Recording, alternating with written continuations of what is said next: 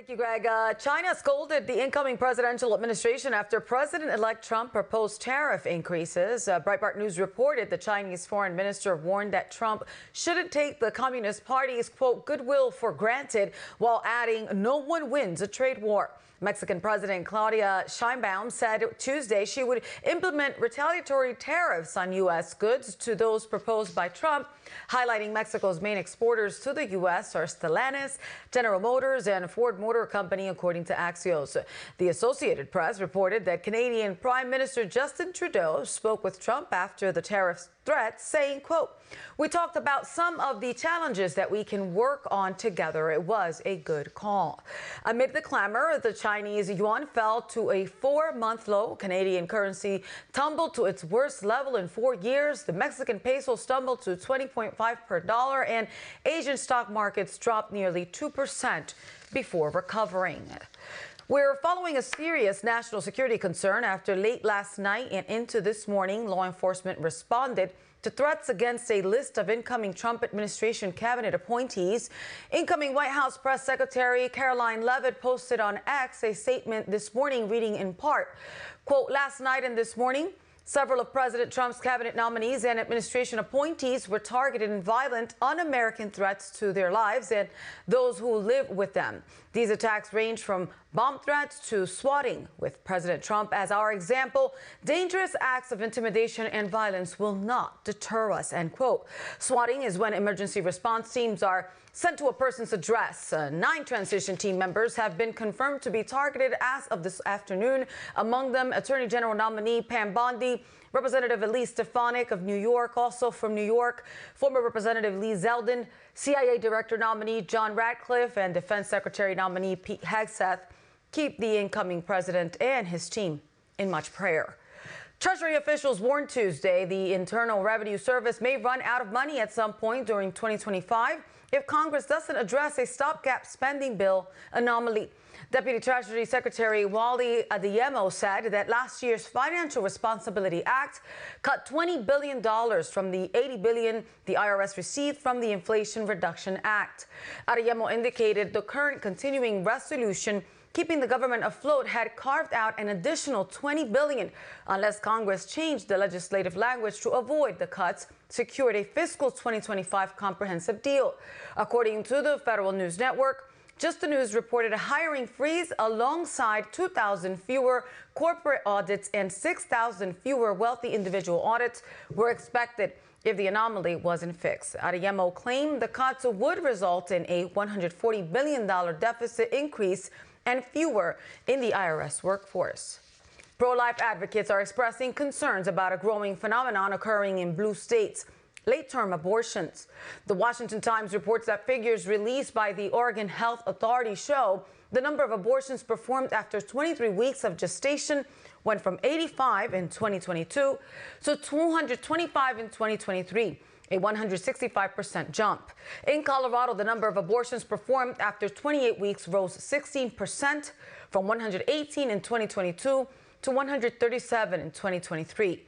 According to data from the Colorado Department of Health and Environment, and in Michigan, abortions performed after 21 weeks gestation rose 18%, according to State Department of Health and Human Services data. These numbers show efforts to protect the unborn must continue strong. Tim? Your Texas Land Commissioner Don Buckingham announced new efforts Tuesday to aid the Trump administration in securing the border. The Texas Scorecard reported Buckingham announced a 1,400-acre ranch recently purchased by the General Land Office and other land office properties would be available for deportation facilities.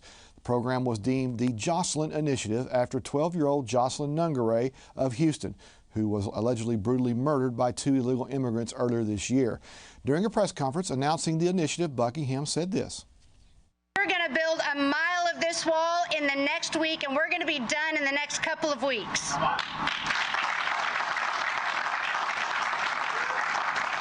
I say it with love. If you want to get it done and you want to get it fast, Texas knows how to do it right. Buckingham added the General Land Office was committed to help the state and federal authorities to gain complete control on operational control of the porous border. President-elect Trump's border czar Tom Homan confirmed the administration intended to utilize the land Texas is offering. After their recent election loss, Democrats are urging Biden to sabotage Donald Trump and strengthen leftist influence while Biden is still in office. According to the Federalist, Democrats are assessing their failed leadership and policies amidst demands to move even further to the left. Pressure for Biden to issue executive orders to minimize Trump's ability to make changes, well, it's rising. Republican Representative Nancy Mace spoke out about the Democrats' desperate last-minute sabotage of Donald Trump's agenda. What they're openly telling the American people is that they are going to intentionally and purposely subvert the will of the American people. With this transformational change that's come in because of Donald Trump, America wants big change in government and how it's operated and who runs it, and they're going to stand in the middle of that and do as much as they can to stop it. And that's not what the will of the American people is. I think could be a long-term devastating consequence for the Democrat Party not to shape up here. Time will tell what comes of these alleged efforts before Trump's inauguration. Greg? Parents weary of woke companies will get some help from a new notification system during this year's Christmas shopping season.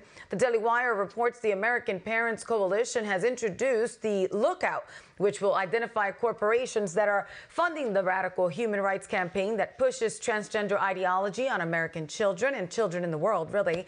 The APC says the Lookout system will alert parents via text message about possible influence on their children's lives and which companies are a part of supporting the effort, like Disney, Target, and Amazon.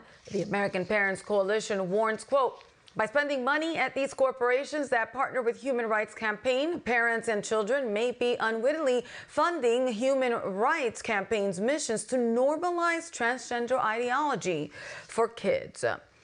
And Walmart announced it will roll back its diversity, equity, and inclusion policies earlier this week. According to the Associated Press, Walmart will monitor third-party items they sell to ensure they do not include sexual or transgender products aimed at minors and will no longer consider race or gender a factor when offering contracts to suppliers. Walmart also claimed that going forward, it will be limiting grants to so-called pride events, making sure the event does not include sexualized content that targets children, such as featuring a booth next to a drag show. In a statement, the company said, quote, we've been on a journey and no, we aren't perfect. But every decision comes from a place of wanting to foster a sense of belonging, to open doors to opportunities for all our associates, customers, and suppliers, and to be a Walmart for everyone. Greg? Last night on Flashpoint, Gene Bailey and his guests discussed the true history of Christianity and the foundations of the American government. The Pilgrims were like fleeing from the king, coming to America, setting up this covenant form of government. But the idea is that church was involved in government. And if we don't immediately begin to teach people in churches, you know, Rick Green has biblical citizenship. I think every single church in America needs to train their people on this. And so that covenant church form of government that New England had turned into the Constitution. So it wasn't, well, should we get involved in politics? It's no, our very politics came out of the church. America was founded in its founding cities by people seeking religious liberty, who founded cities and communities in New England. Now, let that be a lesson. New England is the only blue spot that didn't vote for Trump. That's what happens. Because if you don't occupy Harvard and you don't occupy Yale and Princeton, the very universities founded by Christians will become strongholds of demonic resistance. That's Bill's warning. We cannot let this become a moment. The first election in America was in a church. 1629 in Salem, Massachusetts, they needed a new pastor. And since they were not Anglican with a king-appointed pastor, how were they going to decide? Well, everybody in the church read the Bible, and they would all fast and pray, and then they would write the name of who they thought was God's elect. And so the word elect in the Bible means chosen, right? Peter writes an apostle of Jesus Christ to God's elect scattered throughout the provinces. You read in Mark, except the Lord shorten those days, no flesh will be saved, except for the elect's sake whom he has chosen. So the people wrote on a piece of paper who they thought was God's elect or God's chosen to be the next pastor, and they called that an election. Yeah. And then they began to do that for their city mayor and all their city councils. But the elections started in church.